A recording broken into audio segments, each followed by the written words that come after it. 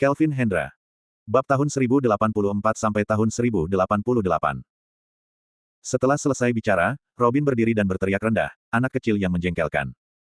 Kelvin terguncang, seolah teriakan kakeknya, yang sering didengarnya sejak kecil, berada tepat di samping telinganya. Dia mengamati dengan seksama bagaimana bayangan kakeknya perlahan menjadi kabur.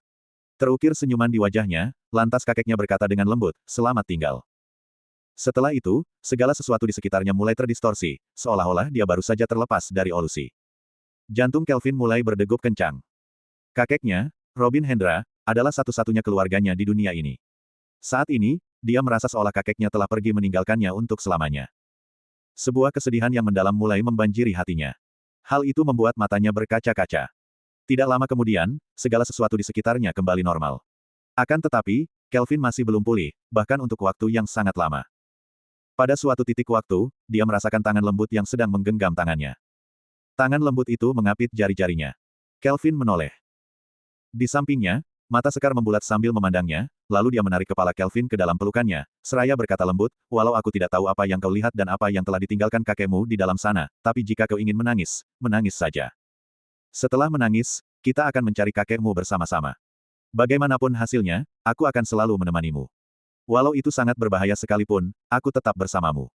Setelah mendengar ucapan Sekar, tangan Lina yang memegang setir sedikit mengepal. Dia melihat ke arah Kelvin, lalu matanya berbinar 40. Binar, entah dia sedang memikirkan apa. Kelvin berusaha menenangkan dirinya, lalu mengusap sudut matanya dan berkata, "Maaf, aku baru saja masuk ke dalam ilusi dan melihat kakekku. Karena itulah, aku sulit mengendalikan emosiku." "Tidak apa-apa," kata Sekar sambil tersenyum. Kelvin mengatur emosinya sejenak dan bertanya, "Kita sudah sampai mana?" "Kita sudah sampai di tujuan," kata Lina. Kelvin menatap keluar. Di luar ada sebuah taman dan ada gerbang tepat di pintu depan. Tampak sebuah mobil sedang terparkir di sebelahnya. Kelvin mengangguk, lalu menatap Lina dan berkata, "Kalau begitu, kami turun dulu sampai jumpa lagi di penjaga malam." "Kau ingin bergabung dengan penjaga malam?" tanya Lina dengan wajah terkejut. "Kakekku baru saja memintaku untuk bergabung dengan mereka." Kelvin tersenyum getir. "Pasti ada kekacauan dan kebusukan di dalam penjaga malam. Sebenarnya, aku tidak terlalu tertarik, tapi karena kakek yang memintaku, mungkin aku akan bergabung dengan mereka. Mungkin aku akan bergabung setelah menemukan kakekku dan bertanya langsung padanya." Lina tersenyum tipis dan berkata, "Kalau begitu, sampai jumpa lagi di penjaga malam." Kelvin mengangguk, lalu membuka pintu mobil dan turun dari sana. Mobil Lina mulai bergerak. Ketika mobilnya menjauh, Kelvin menghembuskan nafas panjang dan mulai menekan bel pintu. Tidak lama kemudian, seseorang datang berlari dan membuka pintu. "Dokter Kelvin. Apa itu adalah Anda?" Tania berkata dengan gembira sekaligus terkejut. Orang yang membuka pintu adalah Tania, tapi berbeda dengan sebelumnya. Saat ini, Tania memancarkan gelombang energi dari tubuhnya. Yang jelas, dia sudah menjadi seorang kultivator. Sementara adiknya, Tristan, bahkan memiliki hati pedang sejak lahir. Baru-baru ini, Kelvin akhirnya paham bahwa kultivator pedang juga memiliki tingkatan. Proses menyatukan diri dengan pedang, ternyata masih berada di tingkat pemula. Tahap kedua adalah tahap hati pedang. Hanya satu tahapan ini saja, susahnya setengah mati. Namun, berkat nasib yang baik, tahap yang sulit dicapai ini, telah dicapai oleh Tristan sejak lahir. Hati pedang adalah kehendak pedang yang bergerak sesuai kemauan hati. Di level ini, kehendak pedangnya sudah mengalami peningkatan yang besar. "Lama tidak berjumpa," kata Kelvin sambil tertawa. "Kakek sudah menunggumu di dalam. Ayo masuk," kata Tania. Kelvin mengangguk. Dia pun masuk ke dalam taman. Taman ini sebenarnya tidak terlalu besar, tapi di dalamnya terdapat beberapa bangunan. Kelvin bertanya, "Bukankah dia telah menerimamu sebagai muridnya? Kenapa kau memanggilnya sebagai kakek?" Tania tersenyum getir dan berkata, "Katanya, bakat saya masih kurang dan tidak layak menjadi muridnya. Beliau hanya menerima adik saya. Adik saya sangat hebat. Sekarang, dia sudah berada di tingkat 4 atau 5. Satu dilahirkan dengan hati pedang. Titik awalnya ini sudah jauh lebih tinggi dibandingkan dengan banyak orang lainnya." Tidak lama kemudian, Kelvin bertemu dengan Parlan. Parlan sedang mengemasi barang-barangnya. Setelah melihat Kelvin, dia berkata, "Tunggu aku sebentar." "Di mana Tristan?" tanya Kelvin. "Dia sedang berlatih di halaman belakang. Jangan ganggu murid kesayanganku." Parlan menatapnya dengan tajam. Kelvin terdiam. Parlan mengambil beberapa barang, lalu berkata pada Tania, "Aku sudah menulis semua yang biasa dimakan oleh Tristan.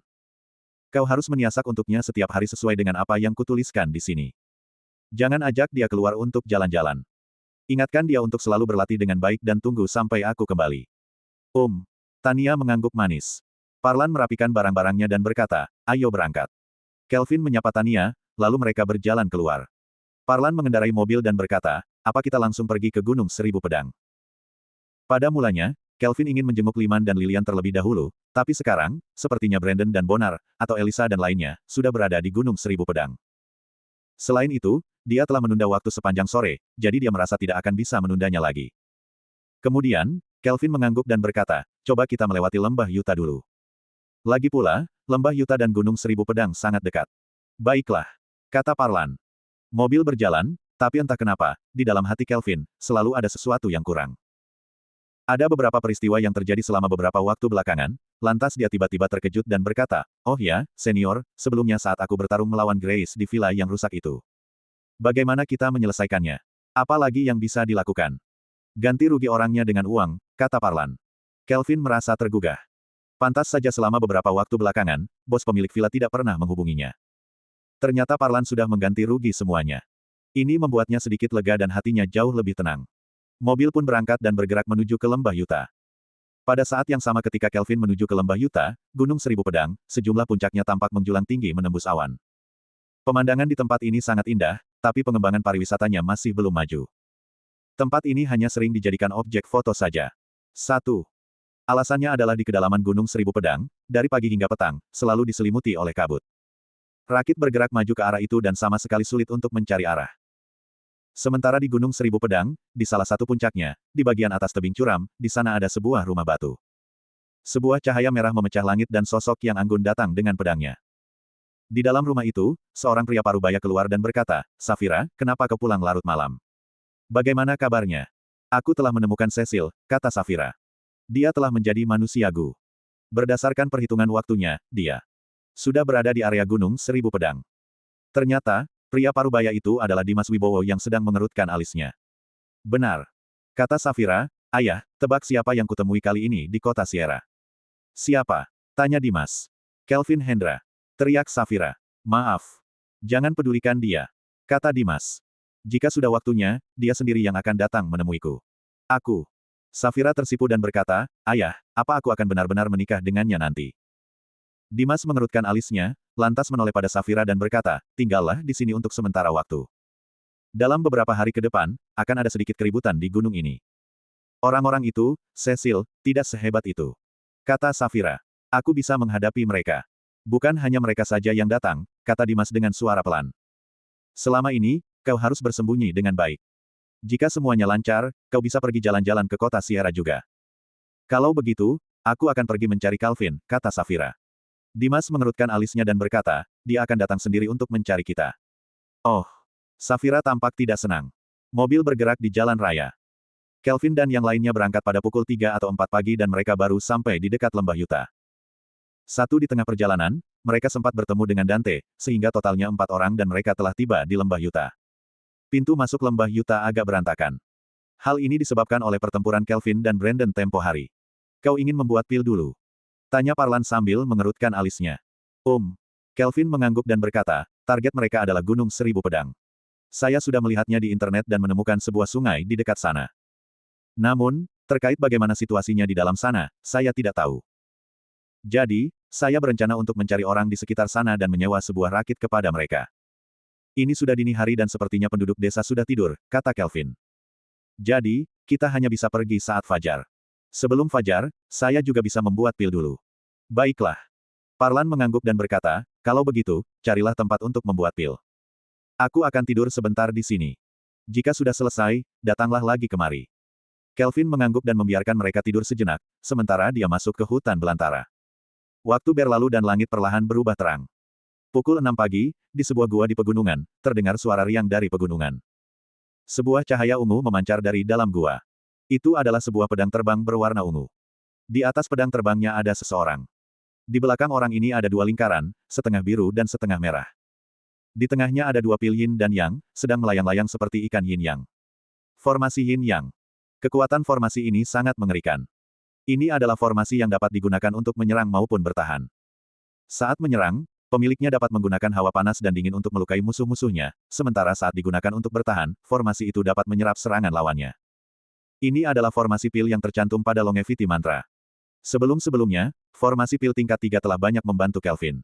Kali ini, Jika dia harus berhadapan dengan bayangan darah lagi, walau masih ada perbedaan level di antara mereka, tapi seharusnya dia sudah berada di posisi yang lebih unggul.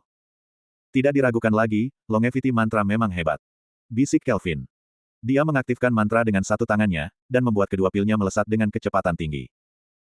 Sinar berwarna merah dan biru tampak saling silang, sementara pada lintasan sinar itu, salah satu sisinya membuat pohon-pohon membeku, sementara sisi lain membuat pohon-pohonnya berubah menjadi abu. Kekuatannya melampaui ekspektasi Kelvin. Kelvin menarik nafas dalam-dalam, dia memanggil kembali dua pilnya, lalu menyimpannya ke dalam cincin. Kemudian, dia kembali dengan pedangnya dan mendarat di tepi jalan, lalu berhenti di sisi mobil. Di samping mobil, Dante pergi membeli sebungkus bakpao dan susu kedelai. Parlan sebenarnya tidak makan dan sudah berpuasa sejak lama. Jika ada kesempatan makan, maka dia akan makan sebanyak mungkin.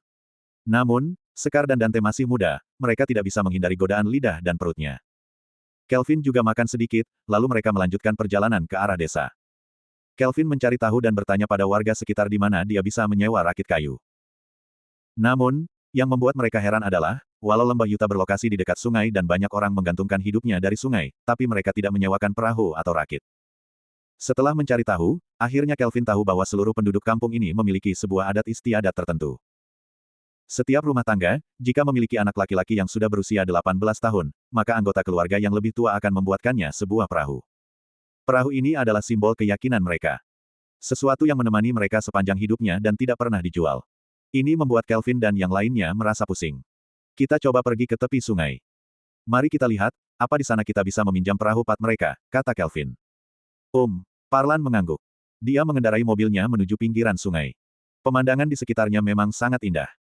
Namun, hal itu membuat Kelvin merasa sedikit bingung, kenapa pengembangan wisata belum mencapai titik ini.